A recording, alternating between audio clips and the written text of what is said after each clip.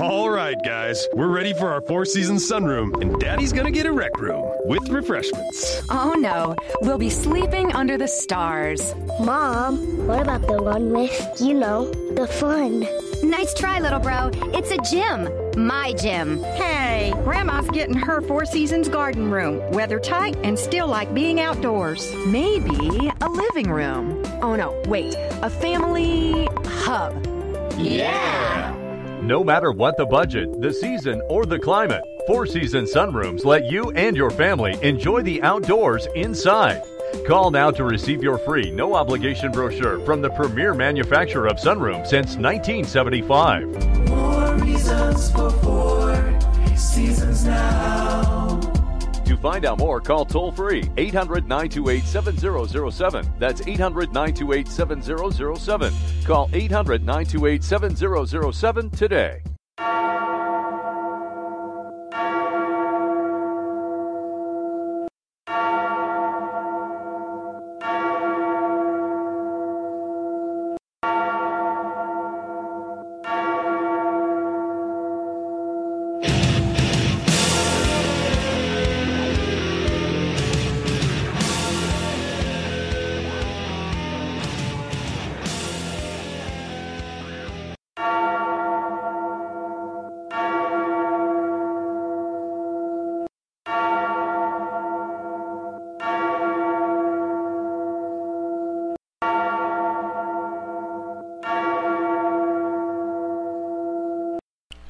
And happy Thursday evening, everyone. This is Lou, and I am very honored to be joined by two guest hosts tonight, or a guest host, my usual co-host, and a guest host. Dr. Randy Arrington is with us, and we have Beaker, our friend from Twitter. How are you guys? Dr. Ray is here. Is Beaker still here? Beaker's here. I'm here. Yeah. Yep, we are here, and we are happy to be here. We hope everybody out there is doing really great, and everybody in the chat room is doing wonderful, because hold on to your good mood. We're about to talk about some pretty nasty stuff. We're going to talk about proxy wars and the proxy war in Syria and in the Middle East that's going on right now. So let's start off with something not quite so, I guess, depressing. Whatever you want to call it. Tell us something great about how you're doing right now, Dr. A. I'm doing fine. I just finished training a guy that flew in from Afghanistan on a Thursday back to his home in Texas, came to Atlanta to see me the next day, and I trained him Saturday, Sunday, and Monday. And then guess what? That man went back to Afghanistan the next day, Tuesday, and he's there. I told him he's my hero. Yeah, absolutely. God bless him. And he's back there fighting the war. Yep. God bless him. What about you, Beaker? You got something good to tell us? I have a lot of chaos, so we should probably start. Okay, well, Beaker's with us. My wine that's in front of me because I need to spend one of those weeks. Beaker is with us this week, and that is a good thing, and we're very happy about it. So that is a very good thing that I actually am here and did not suffer massive coronary. Yeah, it is. It's a wonderful thing. So that is something to celebrate. We're going to celebrate it. Woohoo! And it's Thursday night. It's the day before Friday, my second favorite night of the week. So let's get started with proxy wars. And we're going to start out with the definition for anyone who does not know what a proxy war is. And I'm going to start off, and then Dr. A will correct me. A proxy war is a war that is fought with a third party. So basically, it is a war that is fought between two opposing countries where they don't fight directly. They use a third party to fight for them. You want to correct me at all there, Dr. A? Well, usually it's two larger nations that are not directly engaged with each other in this war. They will just provide support, advice, financial support, and military equipment to this proxy, either a group or a nation state. Mm-hmm. and it basically, the definition hinges on these two separate powers utilizing this external strife, if you will, to attack the interests or attack the territorial holdings of the other countries. So they're not directly involved. They're expending their treasure, but they're not expending their blood and their men and women in this war. And they certainly have a goal or an agenda or some sort of strategy in mind, which is why they're doing it to begin with. Right, and the countries fighting their opponent's allies or assisting their allies in fighting their opponent. I think this has been going on for like more than almost 500 years, I guess, the proxy wars. Yeah, absolutely. They're as long as I think it was like the 1560s or something like that. So definitely over 500 years. I believe there were quite a few of them really in the Napoleonic years, but we're going to talk about three that are recent and very impactful. And the thing about proxy wars, and we talked about this a little bit earlier, and it's one reason that we wanted to do this topic tonight, is that they lead to really nasty circumstances. Very often it can be, worse than a direct war in a lot of ways as far as how it comes out, because the superpowers or the first parties that are supporting the wars don't have a lot of control over what's going on, and things get really chaotic. So let's take Korea, for instance, and let's give Beaker a chance to speak first. The Korean War is not over, was not over, has not ever been over. This is true. We still have how much, and I'm sadly I don't know off the top of my head, but how much are we still pouring into in economic terms? What are we pouring into the DMZ? I don't know. What do you have a dollar amount or even a troop amount, or what we put into the DMZ every year, Dr. A? I do not, but I know that the DMZ, and I've been to South Korea, and we still have lots of troops over there, and we still send a lot of our foreign aid over to the South. And Beaker's right, the war is not over with. It's especially with that knucklehead that's there right now, the one that plays golf and gets 18 hole-in-ones. Well, it's an armistice. It is officially an armistice. The war never ended. They just agreed to cease firing at one another. But if you talk to, it's an army base that protects the demilitarized zone, which we just referred to as the DMZ in Korea. And if you talk to anyone who's ever been stationed over there, particularly if you talk to a platoon leader or someone who has been a sniper or led snipers, they patrol the DMZ and they are frequently shooting at each other in that demilitarized zone. It's not classified information. It's not something that you see on the news because it happens so often. Something happens every day. It's not news anymore. So it's not. The war still rages on to some extent in Korea. Right, and I think it was an Army general named, I think it was William Harrison, who signed for the United Nations Command this armistice, and it basically said that we're going to cease hostilities and all acts of armed force in Korea until a final peaceful settlement is reached. And of course, we know to this day, like Beaker was commenting, there is no peaceful settlement that has ever been reached. So technically, there's still a war. Right. Yeah, Beaker, have you ever known any or heard any stories of coming out of the DMZ? Because I have. Actually, that was almost my first duty station. After I was an armor officer way back in the day, and that's where I was going to go first, and it didn't wind up happening. But I did have my first, what did wind up being my first duty assignment. I did have some of my guys had been stationed there, and that was not some place they'd wanted to go back. Let's just put it that way. Absolutely. Absolutely, and one of my best friends is a child, or a good friend when I was young. His second duty station was the DMZ, and he was a platoon leader, and his platoon had snipers, and they patrolled. And he told me some really interesting stories. So The North-South Korea thing, the war's not over. Don't forget it. It's a proxy war, and it's still a proxy war to this day. And the fact that we talked about a couple of weeks ago, North Korean hackers hacking into South Korea, which we all know is not true. North Korea doesn't have a hacker capable of hacking anything in South Korea. That was all China. So now we've got proxy cyber wars as well. The other big one was Vietnam. This was super nasty. I'm going to let you guys talk about this. It was a complete, really kind of NATO war. And it started with France.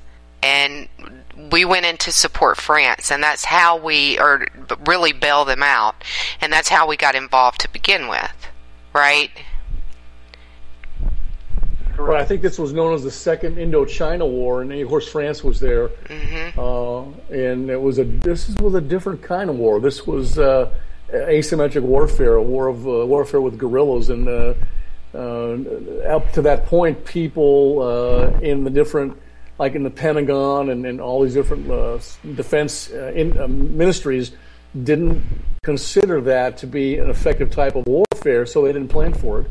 And as we know now, that type of warfare, terrorist, guerrilla, whatever you want to call it, asymmetric, is highly effective when you have a smaller force going against a larger force, especially when that larger force and their commander-in-chief refuses to actually use the weapons at their disposal, which is happening right now. Exactly, and I think it's a really good analogy to draw, don't you, Beaker? The rules of engagement in Vietnam with the rules of engagement in the Middle East right now. If you're going to let slip the dogs of war, let them slip.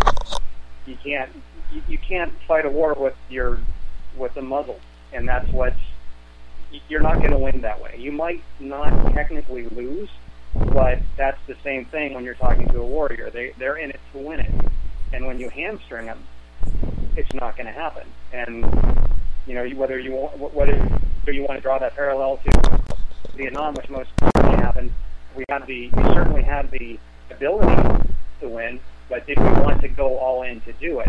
Of course, with Iraq, we hurt ourselves badly with our rules of engagement and allowed. And that was part of the, let's say, the fertilizer that started to give root to ISIS, and we just did not settle things when we could have, and things grew. Yeah, absolutely right, and I think that was really the Vietnam War in a nutshell. We could have settled that war over and over and over again, and didn't do it because the commander-in-chief wouldn't, excuse me, audience, but just grab their balls and do it. You talking about LBJ? Talking about all of them, really. But by the time, but yeah, most notably LBJ, because he set that war up and set the sentiment in this country up to a point. Now, I'm not saying he did it intentionally, because I just don't do that, but he set us up to where we couldn't win the war. We couldn't fight that war in a way that we were going to win it. And McNamara, because you know that I blame McNamara for that war. McNamara was I'm not sure it was Ford or Chrysler. He was a CEO of some car making company. Yes. And all of a sudden, Kennedy, made him Secretary of Defense. What the hell did he know about defense? I think they made Jeeps. Major mistakes. Huge. Yeah, no, he was probably the worst Secretary of Defense ever. And I've been known to say that the civilian members of the DoD will always mess a war up for the military when given an opportunity. And I think that he's the perfect example. What do you think, Beaker? I just, I go back to the military is an instrument used to inflict pain, and they're incredibly good at their job. But when we don't let them, when we basically make them fight with one hand tied behind their back. The miracle is that we still generally come out on top, but we, instead of completely defeating the enemy, what we've been doing, and especially in cases like this, is we're just giving them, we're not putting them down completely so they pop up someplace else, and at that point they've learned, and they're harder to put down every time they pop up. Absolutely, and I think that just to say, the worst thing about that, in my mind, is that you put our greatest men and women in danger, and then you tie their hands. And that's not fair to them, it's not fair to their families, and it's certainly not what you do to someone who's making the sacrifice for all of us. So that's what bothers me the most. But I think the point that we're really making here is that it's easy to do those things in a proxy war. If it were a direct war, it's much more difficult to do those things. You don't hear nearly as much about how the military's hands are tied in Syria. And when that argument is brought up, the answer is, well, they're advisors. Same in Vietnam. Well, they're just advisors. In Iraq, or in World War II, and even in Iraq and Afghanistan, when they started to change the rules of engagement, it was news, and every time there was a fatality, something about the rules of engagement would come up. My theory is this is why politicians love to fight a proxy war, because they can get away with more. Just a theory. That is an interesting way to look at it, because you are right. They're not the media lens isn't going to come down as hard on what we'll just put them into bluntly, what your pawns are doing. Mm-hmm. But we had, of course, that was one of the big issues of the Vietnam War. Is it was every death was televised, and of course the same thing with Iraq. That was in spades that every death was televised, and in Afghanistan every death was televised until, of course, Bush got out of office, and then it became passé or ugly to start announcing the troop deaths. Yeah, that's a really good point. It's a really good point. It's very political. I think Vietnam was the first war that was actually categorized as the television war.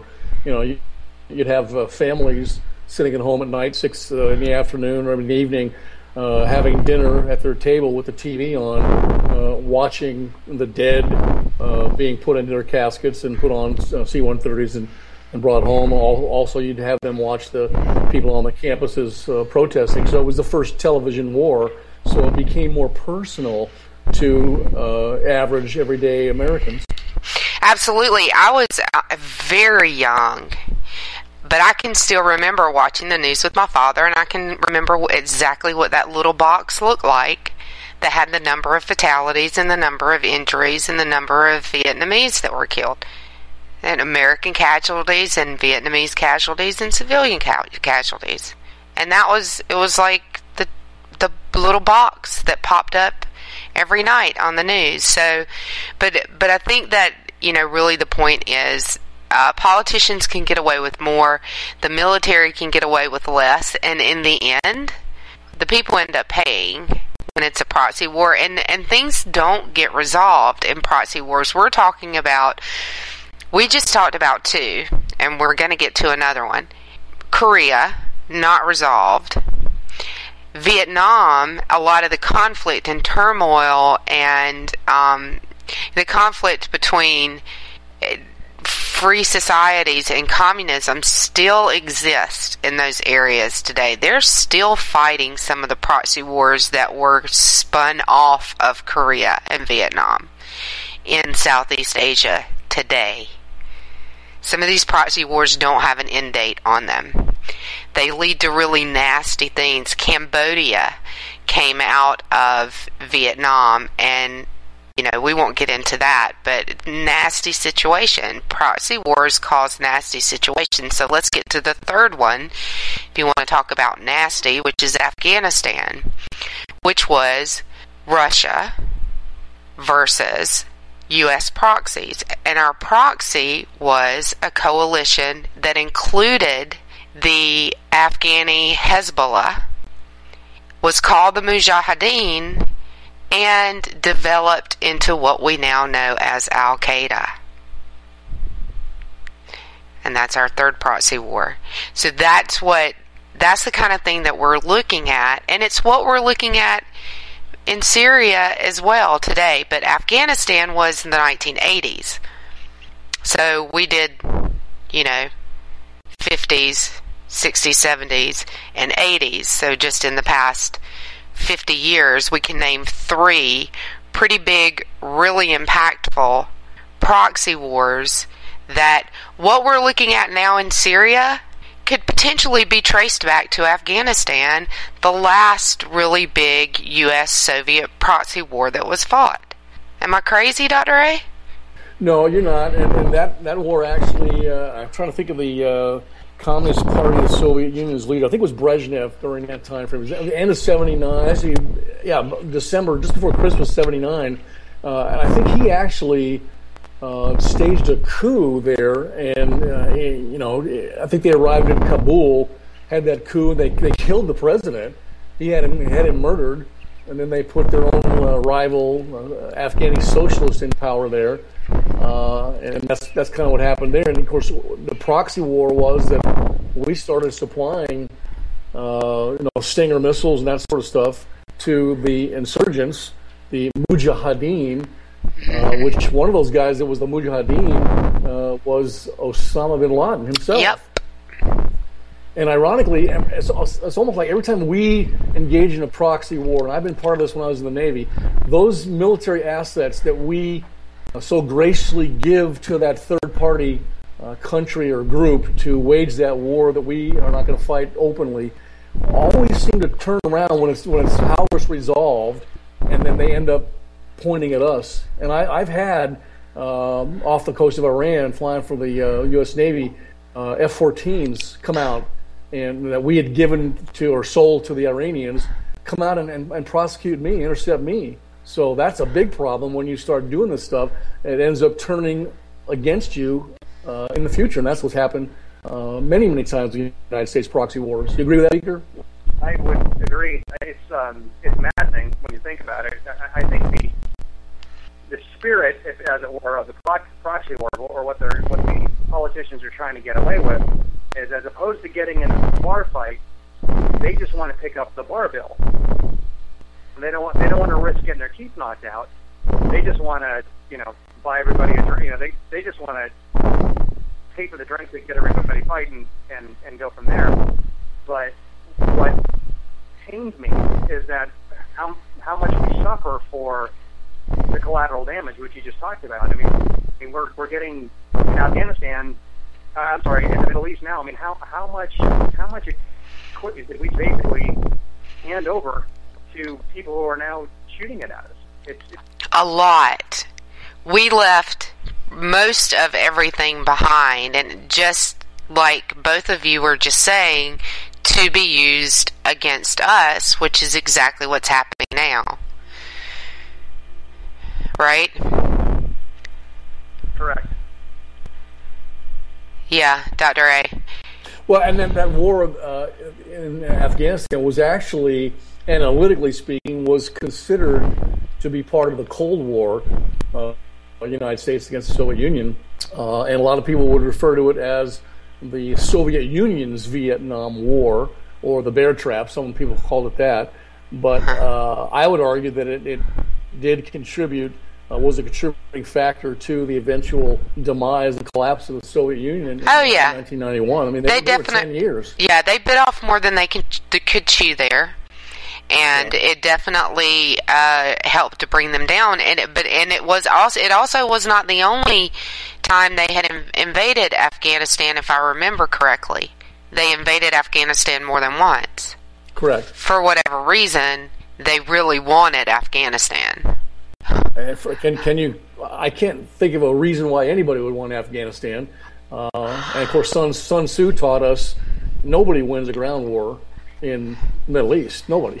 Right. So in Asia. So why are we there now? And we talked about this offline. If I was president, I would bring our troops home from Afghanistan, Syria, Iraq, wherever they are, and let those 4 factions or more factions of Muslims fight it out amongst themselves. Right. Just like Dr. Brody taught me. Let them fight each other instead of ganging up and fighting us, and we expend our national treasure. I've made that argument with lots of different parts of the Middle East, but then again, we talk about at the same time, that they're against each other until they can come together against us.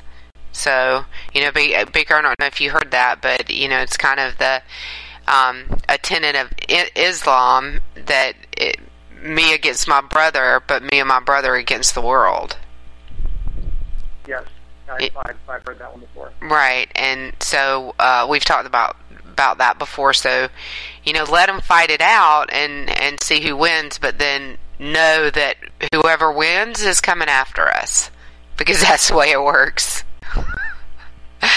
And they don't like us. No, and they actually in that war, I think there was like 1.5 million civilians. The estimates vary, but 1.5 million civilians in that Soviet-Afghan war that were killed, and they probably had a couple million Afghanis that actually fled the country as refugees. That most of them went to either Pakistan or Iran. So it was a pretty costly situation there for everybody involved. But we supplied them with the Stinger missiles so they could bring down those Soviet helicopters and the MiGs that were bombing them daily. And yet the Mujahideen turned into Al Qaeda, and were led by Osama bin Laden for a time being there, who are responsible, as we all know, for the greatest secret attack in the history of the United States, 9/11. Right, again, so it leads to proxy wars can lead to really nasty things, worse things than conventional or direct wars can lead to. And Beaker, it's like we were saying before, it's the same in Syria as it was in Afghanistan with the Mujahideen and the equipment that we gave them, and the things that we left behind are being used against us now. I mean, that's a major consequence. Cause and effect. I mean, you can't. I'm going to butcher this, but it kind of reminded me of something like, "He who sows the whirlwind will reap a harvest of pain." How much hatred does it engender when maybe one of our soldiers didn't go kill and do nasty things, but when they're harmed by us, I don't really think there's going to be a whole lot of differentiation for the father who's, cradling his kid who's been blown up. Yeah. Yeah. I mean, everything's not that cut and dried, and I don't mean to imply that we invite all these things on ourselves, but you have to be very careful when you're going to war. It's a bloody and nasty thing, and you should know it going into it. And I think part of the problem with these proxies is, well, it's not us, so it's not as bad. It's not our people dying. Well, you know what? Eventually, it's going to be, because these people are going to get a little irritated. Well, and absolutely, proxy wars are all about propaganda, and that is going to be the propaganda for the other side. This is all the U.S.'s fault because they're feeding this war and they're giving, they're aiding the enemy and blah, blah. So, absolutely, I agree with you 100%.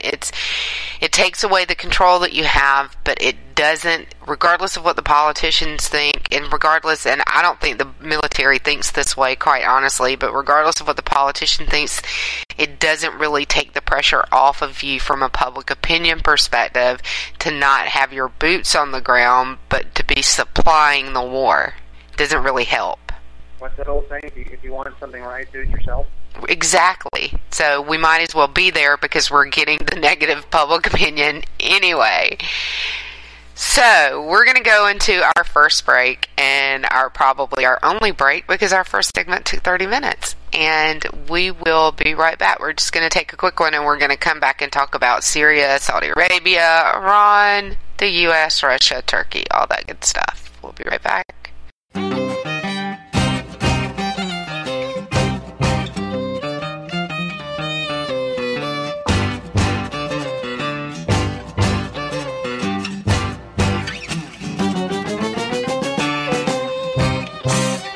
Don't go forgetting me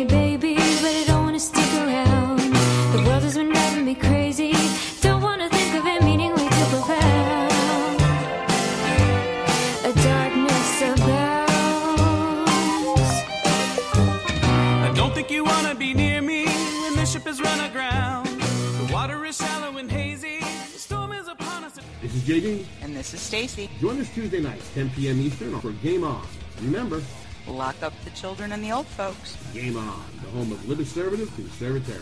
Where no one is safe and no one is spared, not even the hosts. Oh, that was supposed to be a spin cycle. I'm sorry. Yeah, that's okay. We love you anyway. Right round, baby. Self-monitoring right Ebola anyway. radio strikes again.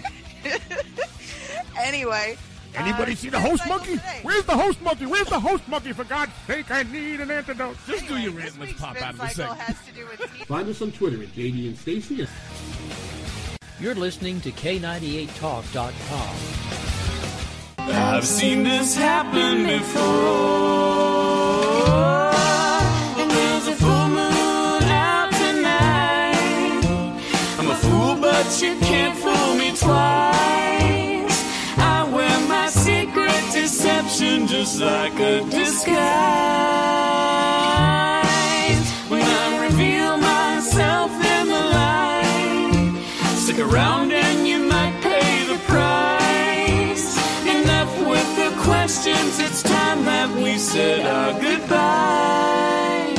I knew that this wouldn't be easy. Try not to tie it down. Now nothing you say can appease me. If you wanted to go, then you would have been gone before now. The darkness abounds.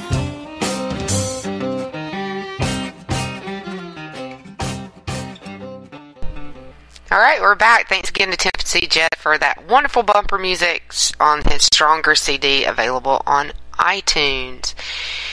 So, we're talking about proxy wars, and one thing that Beaker mentioned, which I thought was a really great idea that we didn't cover in depth, is and we talked around it a little bit, but we should talk about it a little bit more, I think, is the reasons for fighting a proxy war instead of fighting a war directly. And there are a lot of those. Public opinion is one, you know. You mentioned a couple, Beaker.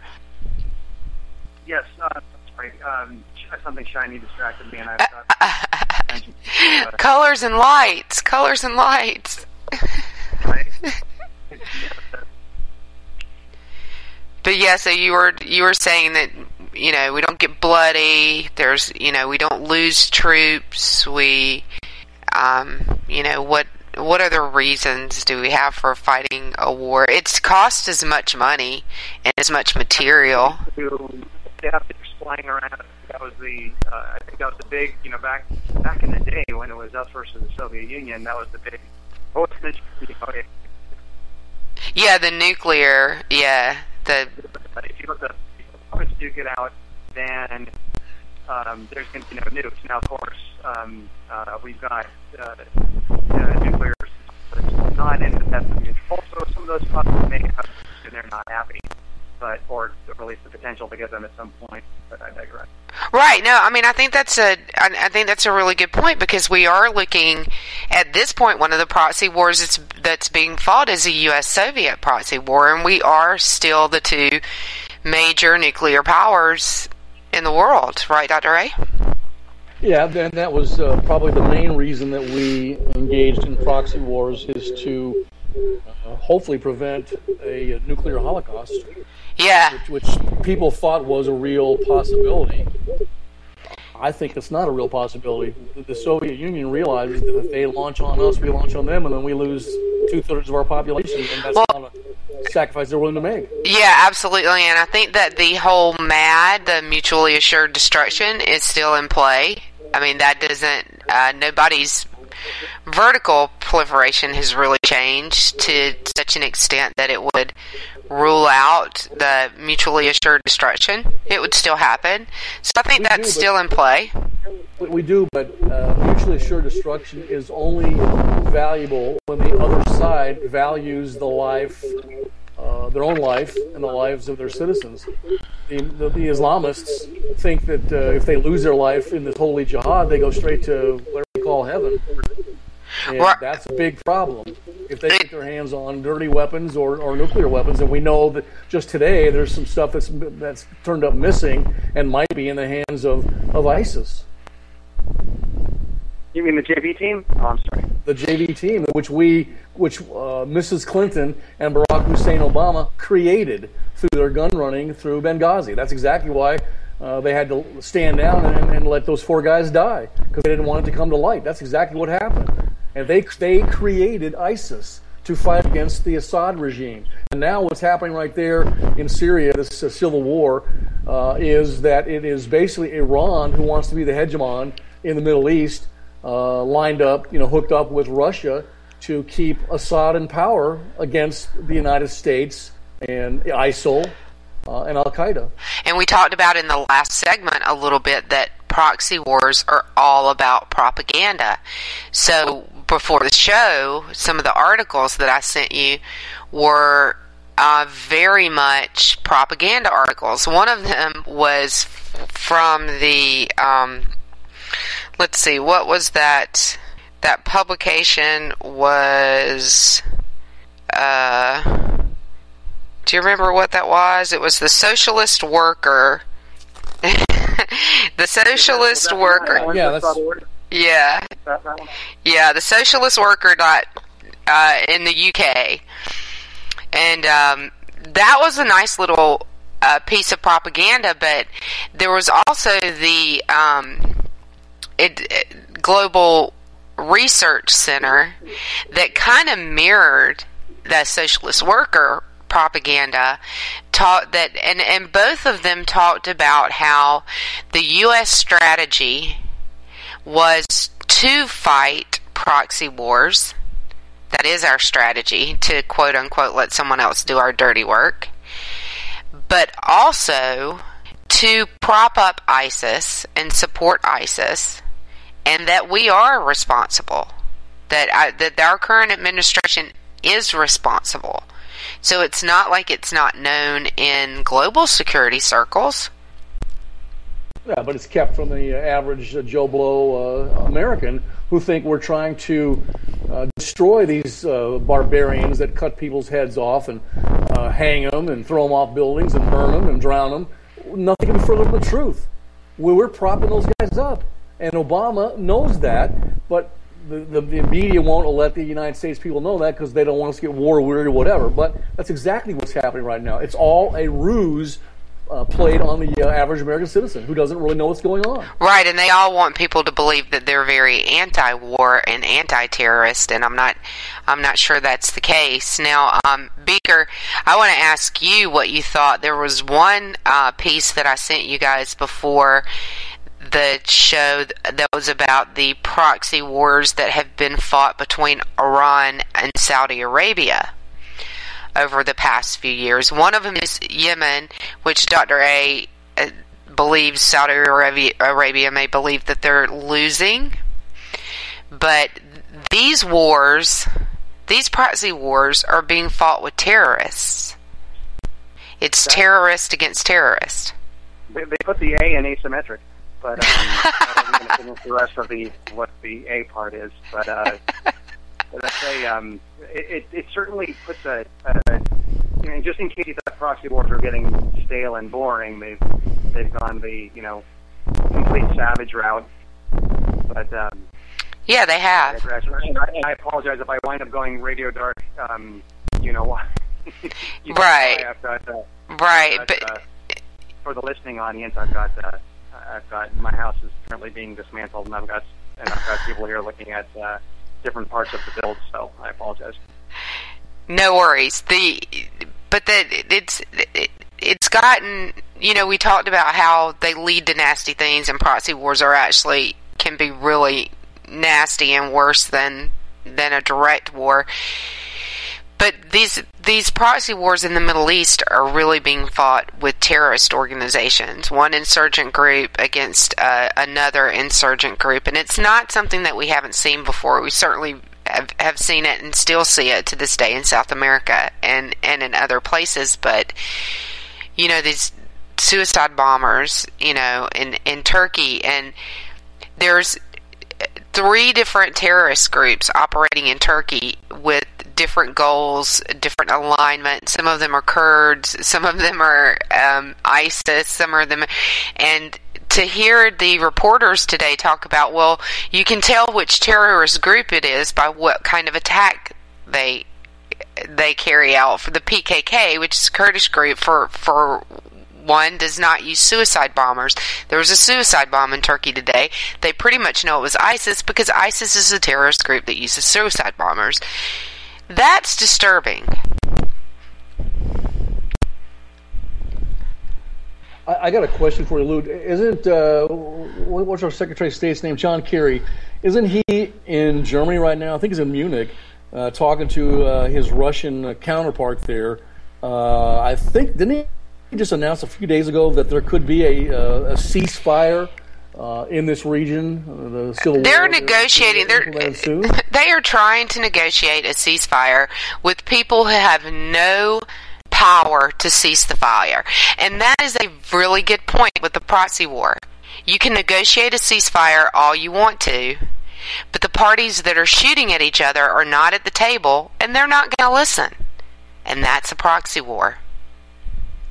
I think that, why would Assad agree to that right now? Because I think the tide of that war, the civil war, by the way, 90% of the casualties over there in the Middle East are because of that internal civil war that Assad has been, waging and fighting against those knuckleheads that went against him. It's not ISIS. It's the actual civil war in Syria trying to bring down the Assad regime. But he, as I understand it, my contacts tell me that now the war is turning because the Soviet Union has brought their troops and tanks and air power in there in favor of the Assad side of the war. Why would he want to cease fire when he's probably within 2 or 3 or 4 weeks of ending the hostilities and winning the war? Well, on Friday, there was a tentative agreement to cease conflict or to stop firing in the interim. It wasn't a full ceasefire, but they had agreed to cease the to cease activities until there was one. And then on Monday, so it pretty much lasted through the weekend because on Monday Russia started airstrikes again. So even the people that are at the table negotiating really have no skin in the game to stick to the ceasefire because it's a proxy war. What are the implications for Russia if they carry out airstrikes during this period of the cease of tensions or whatever they called it? There are no ramifications for Russia, and they're not scared of us anyway. No, there's huge ramifications for Russia, if you want to use that term. Probably the whole reason that they are there is because of the oil connection. That's one thing, and they've been typically on the side of Assad as his ally. But what Putin is doing, I think Putin sees himself as the savior of the former Soviet Union, trying to return them to their greatness on the global stage. And he's basically poking an eye in the United States' eye, meaning Obama, by doing what he's doing there. We have 15 to 30 airstrikes a day. That's nothing. That's nothing. We used to launch 130 missions a day off of one aircraft carrier. That's right, and we covered that on our nose dummy. Lie, propaganda is what you said. It's all political on the side of Barack Obama and the media that's propping him up and spinning everything for him. But I think that Putin sees this as a chance for him to gain extreme notoriety and an attempt to return the Russian people and the nation back to the global stage as one of the two superpowers, which they are not now. They still have nuclear weapons, though, but their economy is just collapsing, especially since the price of oil is down to $15 a barrel, whatever it is. Right, and definitely doesn't want to lose his. They do not want to lose those bases that they have there. So there's the. I think it's probably a multifactorial on part of the Russians. There's a between the oil prices, between the hey, isn't it fun to kick Barry around because he's just such a he is already so weak, and it's an easy target. But they also do not want to lose those bases they have in Syria. That would be bad. That would from a projection of power standpoint, they do not want to lose those, and I think that probably has a significant chunk of change of why they continue to be there. Absolutely, and that's another good reason that you do fight a proxy war. You know, there's a lot of reasons that you actually have a vested interest somewhere that would motivate a superpower to get into a fight like this, and that is probably those military bases really might be the overwhelming driving force for Russia. He just called Barack Obama a soft target, basically, and I agree with that 100%. Here's my analysis of that. He's absolutely right. He's calling Barack Obama a soft target, which by proxy, since we're using that term, means that the United States and our military assets are soft targets. Well, in reality, we're not, but we are relegated to that soft target situation because the knucklehead who's commander-in-chief in the White House will not use our military the way it was intended to be used or can be used. He doesn't care. Exactly. If I tied my thumbs down and didn't use my thumbs. Exactly. And tie your hands behind your back. By the way, I don't know if the listening audience, people in the romper room realize this, but Lou had us read about 37 different articles today for the show. It's like being back in graduate school. Thank you so much for that. I had a great day today. Yeah, wonderful. They were interesting, though, were they not good? And some of it really was propaganda, so it was fascinating. No, they were wonderful. I appreciate it. You can never stop learning. That's the one main mantra for Dr. A. Right, exactly. But this is so fascinating to me because we have the regional proxy war, which is Iran and Saudi Arabia, and then you have the global proxy war, which is NATO versus Russia, or the U.S. versus Russia.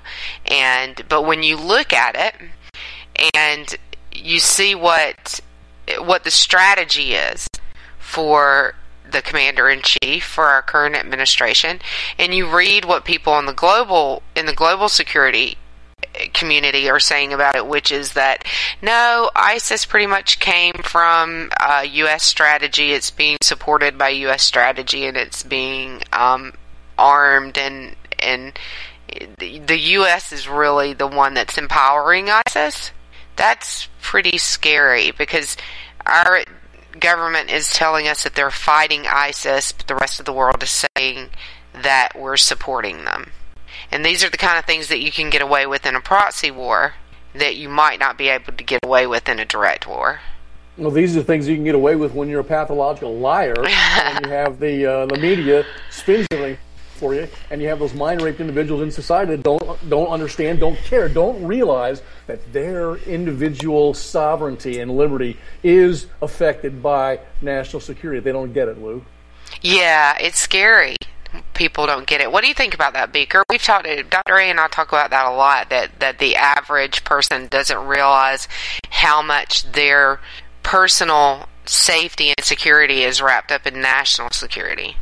I'm still laughing about the Barack being a soft target. I just think is brilliant. Well, you said it. that one killed me. But I mean, of course, if it ever comes to, I'll probably, I may differ from you guys a little bit on that. I mean, I agree that the national doesn't get a whole lot more important than national security, although I think the greatest existential threat that we face is not from terrorist organizations. I think it's from what we elect into office. Yeah, absolutely. I think one leads to the other. If we telegraph that we are so weak, that winds up having consequences. We will embolden our enemies and invite something that has no business being invited. I mean, bringing on either attacks on our interests or, God forbid, on our soil. But I generally don't fear another power unless we've weakened ourselves so much that we just crumble under our own weight, and then then it winds up being something incidental that it winds up being the final straw. But I may be. No, you're not off. I may not be. You guys may think a little bit more that it's more national. The threat is, and I can appreciate that. I just think we do more damage to ourselves than we have to worry about. No, that's exactly where that came from. It came out of our discussions on office hours about the presidency and national security, and that's exactly the conversation that we have. That who we elect as president determines how safe we are, and a lot of it has to do with national security. So no, that's it. 100. We're 100% with you there, I think. Of course, you know, Lou, that Dr. Ray always teaches the United States, just like Beaker just said, the United States will never be defeated by a foreign entity. The United States will only collapse based on heinous treason, and that we know treason has to have both witting and unwitting accomplices. The witting accomplices to treason right now in this country are Barack Obama, Valerie Jarrett, the attorney generals that we just have had under this president, and those those type of people right there are the witting accomplices to treason. The unwitting accomplices are the 47% that worship those people and think anything they do is okay by them. And so that's what I teach. That's what Cicero taught.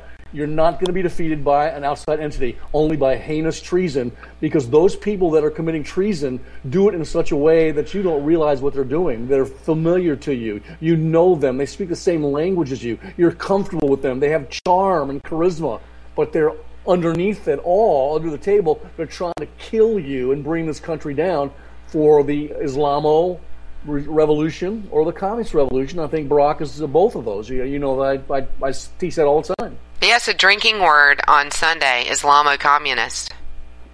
Mind raped. Nice. Yeah, mind raped is another one. But that is, Beaker, one of Dr. A's favorite ways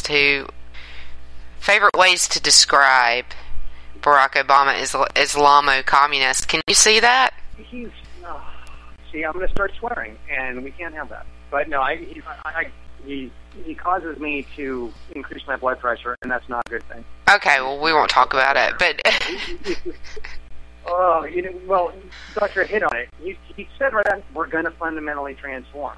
Well, all the people that have been of the 48, let's say, percent of the millennials who think socialism is cool, well, we need to be brought down a few pegs. There is no American exceptionalism, in as much as every other nation is exceptional. These are things that the man has said. Yep. Oh my goodness, where is my systolic antihypertensive? Thankfully, sorry, Baker. Baker's blood pressure goes up when he hears that type of stuff is because he knows for a fact that it's not true. The United States is an exceptional country and people in the whole, the aggregate, the collective. There's a whole bunch of knuckleheads, in the country, but when you look at the history, the United States is always there to help other people through adversity, through other nations through adversity. And we are the leader. We are that shining city that God put up on the hill. I say that all the time. We are. And I don't care if you like that religious intonation or not. I'm going to say it all the time.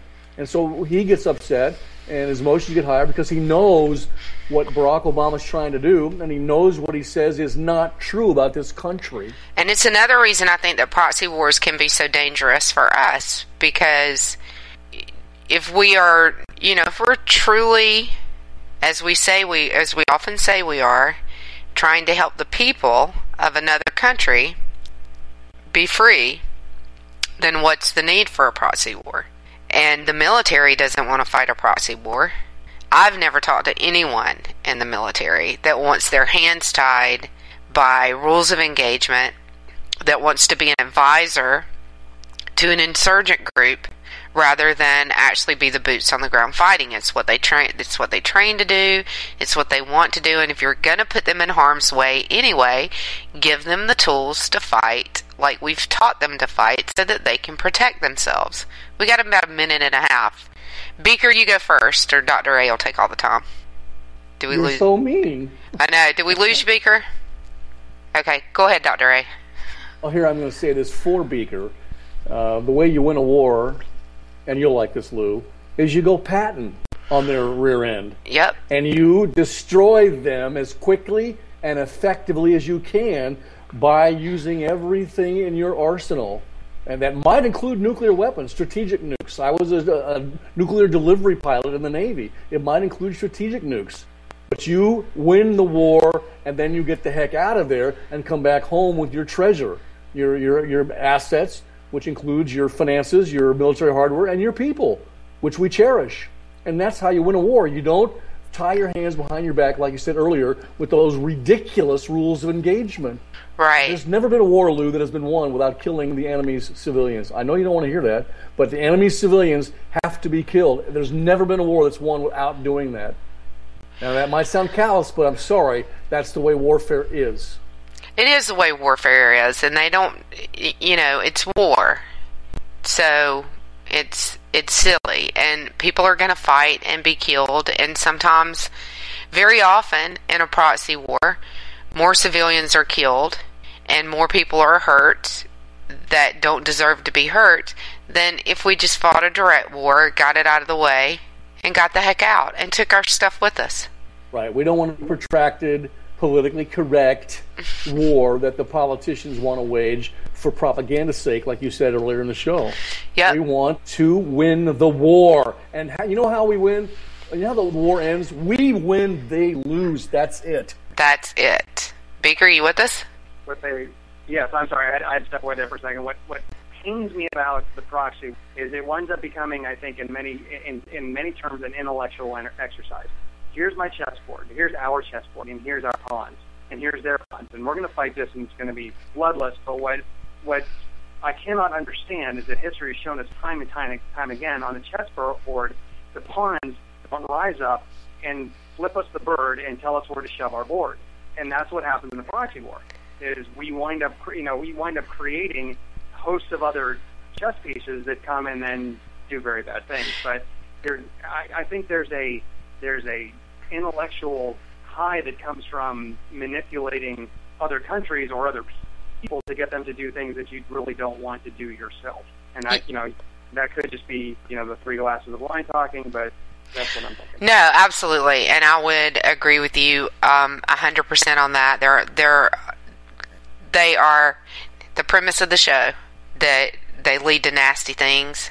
It gets a lot nastier. They turn around, like you said, the pawns turn around and flip you the bird. And we've seen it over and over and over again, and that's what history's taught us. And I think that one thing that we repeat on this show over and over again is that people don't want to listen to history no matter how much they know it repeats itself over and over again. And guess what? My show, so I get the last word, because we got to get out of here and make room for JD and Stacy. Beaker, you are a great guest host. We love having you at the table tonight. Thank you so much for joining us, Dr. A. As always, it's a pleasure to have you. And we'll be back together on Sunday right here on K98 at noon. See you back here next week, next Thursday night at 8 p.m. And you can catch us on WNJC out of Philadelphia, 1360 a.m. on Tuesday afternoons at 5 p.m. drive time. So if you're driving around in Philly at 5 p.m. on Tuesdays, tune in to 1360 and listen to Dr. A and I for office hours. You guys have a great week, and we'll see you next week. Take care.